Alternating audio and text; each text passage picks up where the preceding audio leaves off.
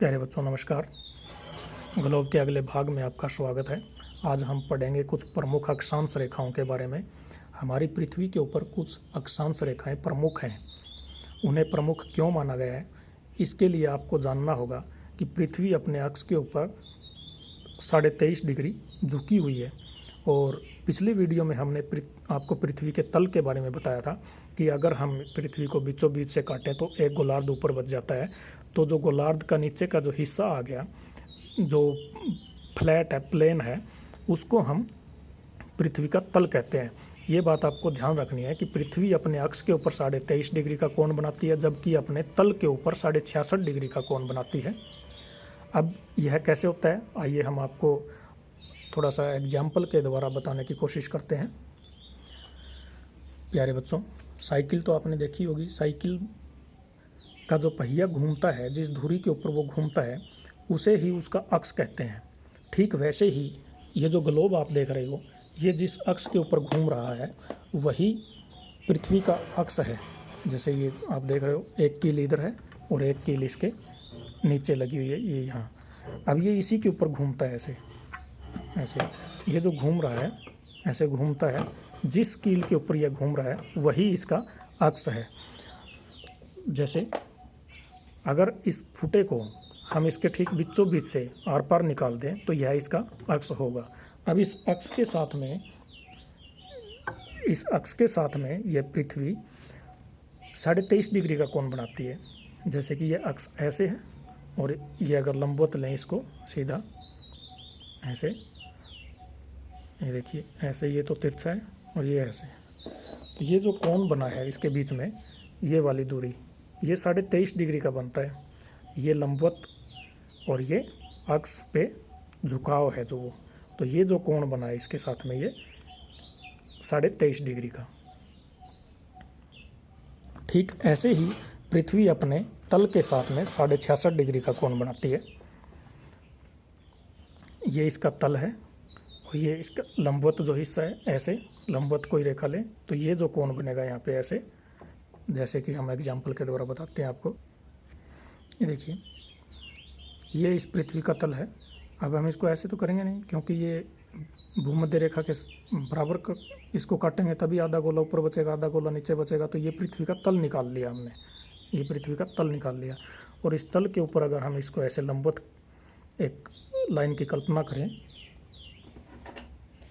तो इसके बीच में ये जो कोण बनता है, देखिए ये जो कोण बनता है, ये यहाँ से लेके यहाँ तक ये कोण, ये 66.5 डिग्री होता है।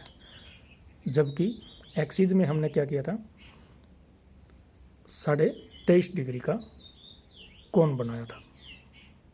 तो ये बात आपको अच्छे से याद रखनी है कि पृथ्वी अपने कक्षा तल के साथ में 66.5 डिग्री का कोण बनाती है, जबकि अपने अक्ष के साथ में यह 23.5 डिग्री का कोण बनाती है। इसी के आधार पर कुछ अक्षांश रेखाओं को प्रमुख रेखाएं माना गया है, जिसमें सबसे पहले 0 डिग्री, जिसको हम विषुवत कहते हैं, जो सबसे बड़ी रेखा है पृथ्वी के ऊपर।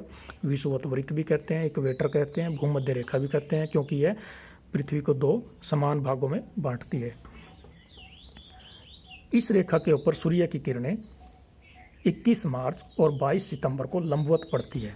इसलिए 21 मार्च और 22 सितंबर को पूरी पृथ्वी के ऊपर दिन और रात बराबर होते हैं, चाहे वो उत्तरी ध्रुव के देश हों, चाहे दक्षिणी गोलार्ध में वो देश पड़ते हों, चाहे वो उत्तरी गोलार्ध में देश पड़ते हों, वहाँ पर दिन और रात बराबर होती है 21 मार्च और 22 सितंबर के दिन। उसके बाद में दूसरी हमारी प्रमुख अक्षांश रेखा है, वो है 23.5 डिग्री उत्तरी, यानी कि उत्तरी गोलार्ध में, जो कि भारत के ठीक बीचों बीच से जाती है। ये आप देख रहे हो यहाँ पे, ये वाली रेखा, ये भारत के 7 राज्यों से होकर के भी गुजरती है। ये 23.5 डिग्री उत्तरी है। अब 23.5 डिग्री को ही प्रमुख क्यों माना गया? जैसा कि हमने पढ़ाया कि पृथ्वी अपने अक्ष पर 23.5 डिग्री झुकी हुई है, इसलिए 23.5 डिग्री रेखा को इसको लिया गया, अक्षांश रेखा को, और इसका नाम है कर्क रेखा। ये कर्क रेखा, इस रेखा के ऊपर 21 जून को सूर्य की किरणें लंबवत पड़ती है। तो 21 जून को उत्तरी गोलार्ध में सबसे बड़ा दिन होता है।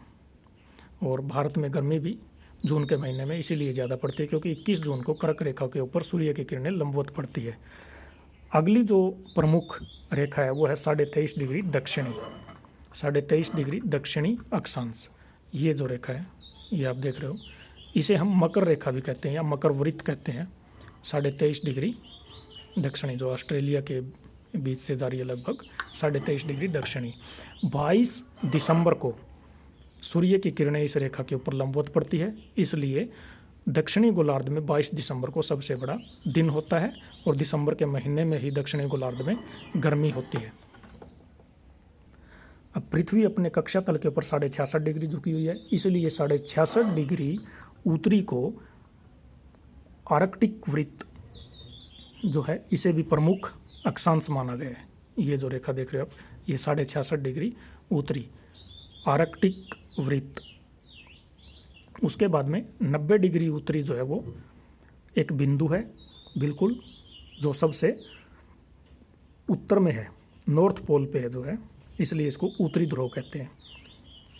उसके बाद में 66.5 डिग्री दक्षिणी, 66.5 डिग्री दक्षिणी रेखा जिसको हम अंटार्कटिक रेखा भी कहते हैं, अंटार्कटिक वृत्त भी कहते हैं।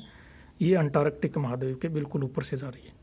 ये जो रेखा आप देख रहे हो ये लिखा भी हुआ है अंटार्कटिक सर्कल या अंटार्कटिक वृत्त, अंटार्कटिक रेखा। सर्कल इसलिए होता है कि ये पूरे चारों तरफ से घूम के एक सर्कल बनाती है। ये भी प्रमुख अक्षांश रेखा है अंटार्कटिक सर्कल, जो कि 66.5 डिग्री के ऊपर है। और उसके बाद में ये दक्षिणी ध्रुव साउथ पोल, ये 90 डिग्री 90 डिग्री साउथ।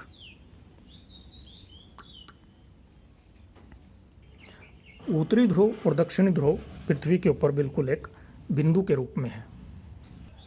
आइए अब आपको अक्षांश रेखाओं का एक और चित्र दिखाते हैं।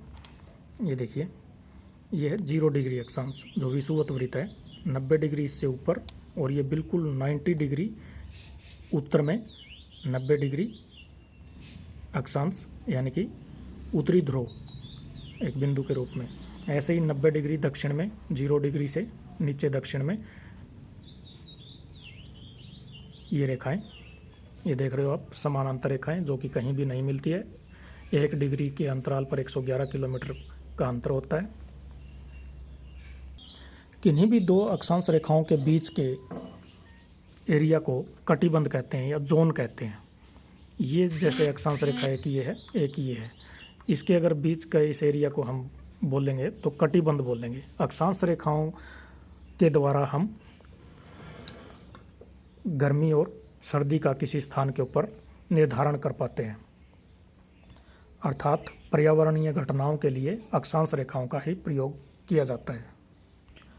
और ये अक्षांश रेखाएं कुल 181 होती हैं, ये हमने आपको बताया है।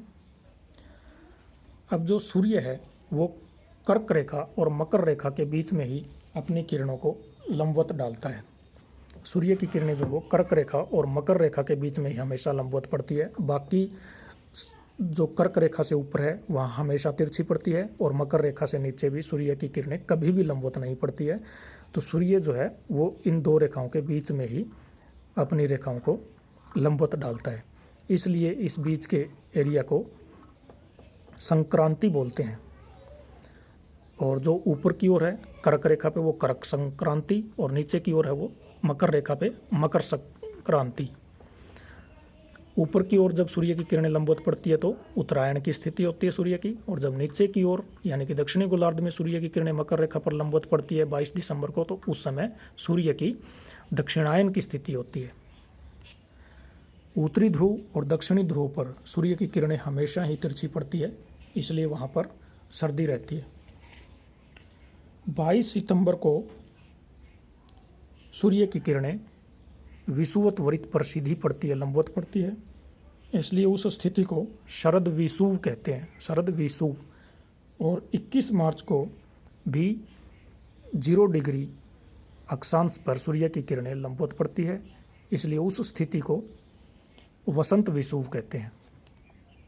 तो इन सभी बातों का आप ध्यान रखिए, इनको अच्छे से पढ़ लीजिए। मिलते हैं अगली वीडियो में। धन्यवाद।